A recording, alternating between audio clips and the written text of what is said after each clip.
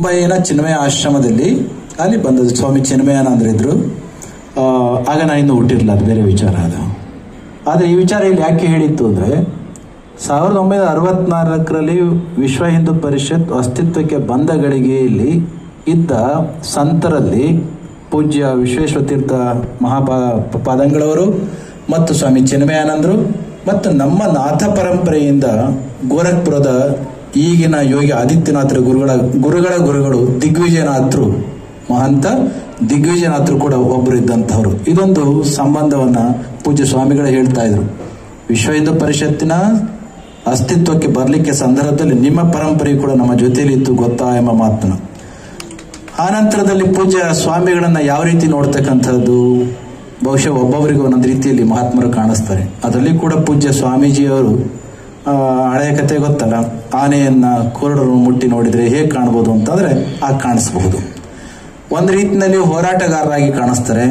ಇನ್ನೊಂದು ಕಡೆ ನೋಡಿದ್ದೆ ಆದ್ರೆ ಪೂರ್ಣ ಭಕ್ತಿಯಲ್ಲಿ ಮುಳುಗಿದ ಯೋಗಿ ರೀತಿಯಲ್ಲಿ, ಇನ್ನೊಂದು ಕಡೆ ಜ್ಞಾನಿ ಆಗಿ, ಇನ್ನೊಂದು ಕಡೆ ಕರ್ಮವನ್ನು ಪೂರ್ತಿ ಹಬ್ಬಿಕೊಂಡು ಜನಸೇವೆಗೋಸ್ಕರ ನಿಂತಿರ್ತಕ್ಕಂಥ ಮಹಾತ್ಮರಾಗಿ ಎಲ್ಲ ರೀತಿಯಲ್ಲೂ ಕೂಡ ಕಾಣಿಸ್ತಾರೆ. ಒಮ್ಮೆ ಎಲ್ಲ ಅವರ ಬಾಯಿಂದಲೇ ನಾನು ಕೇಳಿದ್ದುಂಟು, ಅವರು ಲೆನಿನ್, ಸ್ಟಾಲಿನ್ ಮತ್ತು ಮಾರ್ಕ್ಸ್ ವಾದವನ್ನ ಬಹಳಷ್ಟು ಪ್ರೀತಿಸಿದಂತಹವರು. ಆದರೆ ಅದನ್ನ ಹೇಳ್ತಾನೆ ಅವರು ಸಮಾಜದಲ್ಲಿ ಸಮಾನತೆ ಇರಬೇಕು ಸತ್ಯ, ಆದರೆ ಸಮಾಜದಲ್ಲಿ ಸಮಾನತೆ ಅಂತಕ್ಕಂಥದ್ದನ್ನ ಇರೋರ ಹತ್ರ ಕಿತ್ತು ಇಲ್ಲದವ್ರಿಗೆ ಕೊಡ್ತಕ್ಕಂಥದ್ರಿಂದ ಸಮಾನತೆ ಬರ್ತಕ್ಕಂಥದ್ದಲ್ಲ. ಯಾರು ಸೋಮಾರಿಗಳಾಗಿ ದುಡಿಯದೆ ಮಲಗಿದಾರಲ್ಲ ಅವರನ್ನ ಚೈತನ್ಯಯುಕ್ತರನ್ನಾಗಿ ಅವರನ್ನು ಕೂಡ ದುಡಿಯುವ ನಿಟ್ಟಿನಲ್ಲಿ ತೊಡಗಿಸಿ ಅಲ್ಲಿಂದ ಬಂದಂತಹ ಸಂಪತ್ತನ್ನು ಸಮಾನವಾಗಿ ಹಂಚಬೇಕೆ ಹೊರತು ಸೋಮಾರಿಗಳಾಗಿ ಮಲಗಿರೋರಿಗೆ ದುಡಿದಿರ್ತಕ್ಕಂಥವ್ರ ಹಣವನ್ನು ಡಿಸ್ಟ್ರಿಬ್ಯೂಟ್ ಮಾಡ್ತಕ್ಕಂಥದ್ದಲ್ಲ ಅಂತ ಹೇಳ್ತವರು. ನಾನು ಅದಕ್ಕೆ ಕೇಳಿದೆ, what is the solution for that Swamiji ಅಂತಂದ್ರೆ, ಸಂಪತ್ತಿನ ಸೃಷ್ಟಿಗೆ ಜನಗಳನ್ನ ನಾವು ಪ್ರಚೋದಿಸಬೇಕು. ಯಾವ ಜನಗಳು ಸೋಮಾರಿಗಳಾಗಿ ಬಿದ್ದಿದ್ದಾರೋ, ದೇಶದ ದೊಡ್ಡ ಜಾಡ್ಯ, ಡಾಕ್ಟರ್ ಅಬ್ದುಲ್ ಕಲಾಂ ಅವರು ಕೂಡ ಅದೇ ಮಾತನ್ನ ಹೇಳ್ತಾ ಇದ್ರು, ದೇಶದ ದೊಡ್ಡ ಜಾಡ್ಯ it is not illiteracy, it is not poverty, it is not ignorance, rather the laziness or the lethargicness is the biggest enemy of our country.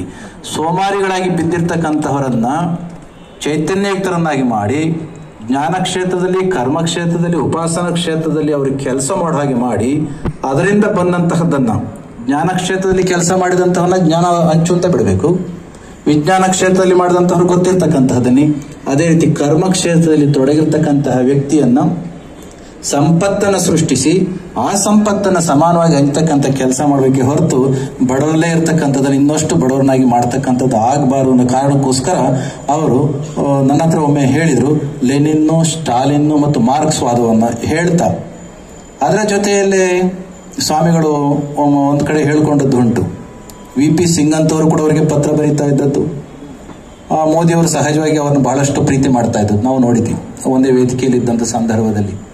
ಇನ್ನು ಇಂದಿರಾ ಗಾಂಧಿಯವರು ಬಹಳಷ್ಟು ಪ್ರೀತಿ ಮಾಡ್ತಾ ಇದ್ರಂತೆ. ನಂತರದಲ್ಲಿ ಬಂದಂಥ ರಾಜೀವ್ ಗಾಂಧಿಯವರು ಸ್ವತಃ ಅವರೇ ಪತ್ರವನ್ನು ಬರೆದು, ತಾವುಗಳು ನಮ್ಮ ಅಮ್ಮ ನಿಮ್ಮ ಜೊತೆಯಲ್ಲಿ ಇಂಥ ರೀತಿ ನಮಗೆ ಗೊತ್ತಿದೆ, ಇದೇ ರೀತಿಯ ಆಶೀರ್ವಾದ ನಮಗೂ ಕೂಡ ಮುಂದುವರಿಲಿ ಅಂತಕ್ಕಂಥ ರೀತಿಯ ಪತ್ರವನ್ನು ಬರೆದಿದ್ರು ಅಂತಕ್ಕಂಥದ್ದನ್ನ ಕೂಡ ಕೇಳಿದ್ದೆ. ಅದಕ್ಕೊಮ್ಮೆ ಯಾರೋ ಕೇಳ್ತಾರೆ, ಸೊ ನಿಮ್ಗೆ ಏನಾದ್ರೂ ಪಕ್ಷಗಳ ಬದ್ಧದಲ್ಲಿರ್ತಕ್ಕಂಥ ಭಿನ್ನತೆಯ ಭಾವನೆ ಉಂಟಾ ಅಂತ ಸ್ವಾಮಿಗಳಿಗೆ ಕೇಳಿದ್ರೆ, ಖಂಡಿತ ಯಾವ ಪಕ್ಷಕ್ಕೂ ನನಗೆ ಯಾವ ಭಿನ್ನ ಭಾವ ಇಲ್ಲ, ಆದರೆ ದೇಶದ ಧರ್ಮ ನೀತಿ ನಿಯಮಗಳಿಗೆ ಅನುಗುಣವಾಗಿ ಯಾರಾದ್ರೂ ವ್ಯತ್ಯಾಸ ಮಾಡಿದ್ರೆ ಅಲ್ಲಿ ನನಗೆ ಪಾರ್ಟಿಯವರು ಕಣ್ಣಿಗೆ ಕಾಣಿಸ್ತಾರೆ ಹೊರತು as A political party I don't have any discrimination among these ಅಂತ ಹೇಳ್ತಕ್ಕಂಥದ್ದು ತುಂಬಾ ವಿಶೇಷವಾಗಿರ್ತಕ್ಕಂಥದ್ದು.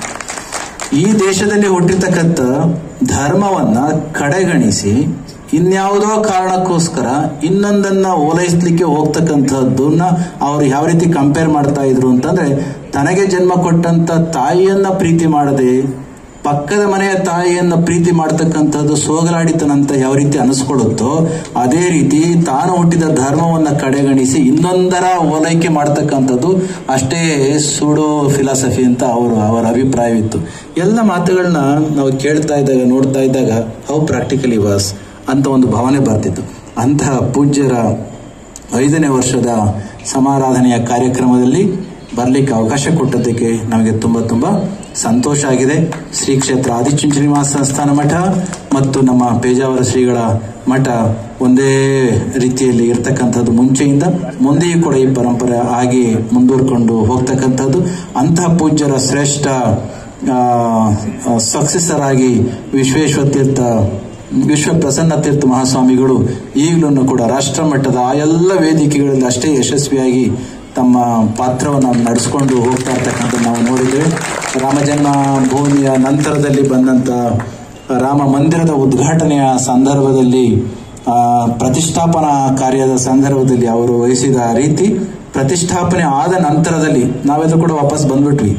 ಆದರೆ ಪೂಜ್ಯರು ಅಲ್ಲೇ ನಿಂತು ರಾಮಲಲ್ಲನಿಗೆ ಸಲ್ಲಬೇಕಾಗಿರ್ತಕ್ಕಂಥ ಅನುಷ್ಠಾನಗಳೆಲ್ಲವನ್ನು ಕೂಡ ತಾವೇ ಸ್ವತಃ ನಿಂತು ಮಾಡಿ ಬಂದಂತಹದನ್ನು ನಾವು ನೋಡಿದ್ದೇವೆ. ಅಂತಹ ಪೂಜ್ಯರ ಆ ಭಾವ ಅದೇ ಹಿರಿಯ ಶ್ರೀಗಳ ರೀತಿಯಲ್ಲಿ ಮುಂದುವರಿತಾ ಇದೆ. ಯತಿ ಕುಲ ಇದೇ ರೀತಿ ಇದ್ದದ್ದೇ ಆದರೆ ಖಂಡಿತ ಸಮಾಜದಲ್ಲಿ ಸಾಮರಸ್ಯ ನೆಲೆಗೊಳ್ಳುತ್ತೆ. ಅಂತಹ ಸಾಮರಸ್ಯದ ನೆಲೆಯಿಂದ ಧರ್ಮ ಸಾಮರಸ್ಯವೂ ಕೂಡ ಮತ್ತು ಅಜ್ಞಾನಿಗಳಾಗಿ ಬಿದ್ದಿರ್ತಕ್ಕಂಥ ಶಿಷ್ಯ ಸಂಕುಲವನ್ನು ಜ್ಞಾನದ ಕಡೆಗೆ, ಭಕ್ತಿ ಉಪಾಸನೆಗಳ ಕಡೆಗೆ ಮತ್ತು ನಿಸ್ವಾರ್ಥವಾಗಿರ್ತಕ್ಕಂಥ ಸೇವೆಯ ಕಡೆಗೆ ತೆಗೆದುಕೊಂಡು ಹೋಗ್ತಕ್ಕಂಥ ಕಾರ್ಯ ಮಾಡಲಿಕ್ಕೆ ಸಾಧ್ಯ ಆಗುತ್ತೆ.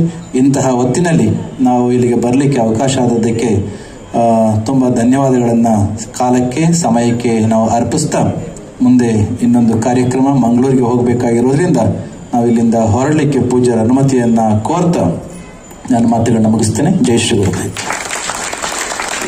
ತಮ್ಮ ಬಿಡುವಿಲ್ಲದ ಸಮಯದಲ್ಲಿಯೂ ಕೂಡ ಗುರುಗಳಿಂದ ಅನುಭವಿಸಿದಂತಹ ಮಾತೃ ವಾತ್ಸಲ್ಯದ ಸವಿಯನ್ನ ಭಾವಪೂರ್ಣವಾಗಿ, ಹಾಗೆ ಅವರ ವ್ಯಕ್ತಿತ್ವವನ್ನ ವಿದ್ವತ್ಪೂರ್ಣವಾಗಿ ಚಿತ್ರಿಸಿದಂತಹ ಸ್ವಾಮೀಜಿಯವರಾದಂತಹ ಆದಿಚುಂಚನಗಿರಿ ಸಂಸ್ಥಾನಾಧೀಶ್ವರರಿಗೆ ನಮ್ಮ ಸಂಸ್ಥೆಯ ಪರವಾಗಿ ಕೃತಜ್ಞತೆಗಳನ್ನು ಸಲ್ಲಿಸ್ತೇವೆ.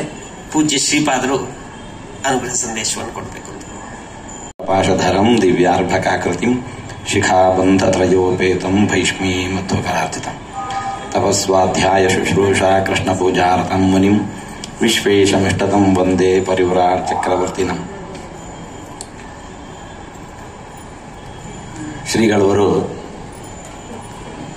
ನಮ್ಮ ಗುರುಗಳಿಗೂ ಅವರ ಗುರುಗಳಿಗೂ, ನಮ್ಮ ಗುರುಗಳಿಗೂ ತಮಗೂ ಇದ್ದಂತಹ, ಶ್ರೀಗಳಿಗೂ ನಮಗೂ ಇರುವಂತಹ ಬಾಂಧವ್ಯ, ಇದನ್ನು ಎಳೆ ಎಳೆಯಾಗಿ ಬಿಡಿಸಿ ತಾವು ಅನುಭವಿಸಿದ್ದನ್ನು ನಮ್ಮ ಮುಂದೆ ತೆರೆದಿಟ್ಟಿದ್ದಾರೆ. ಸಮಾನಶೀಲ ವ್ಯಸನೇಷು ಸಖ್ಯಂ ಅಂತ ಒಂದು ಮಾತು. ಸಮಾನಶೀಲ ವ್ಯಸನೇಷು ಸಖ್ಯಂ. ರಾಮನ ಗುಣದಲ್ಲಿ ಇದನ್ನು ನಾವು ಕಾಣುತ್ತೇವೆ. ಶ್ರೀರಾಮಚಂದ್ರನಿಗೆ ಪ್ರಜೆಗಳಲ್ಲಿ ಯಾವುದೇ ಮನೆಯ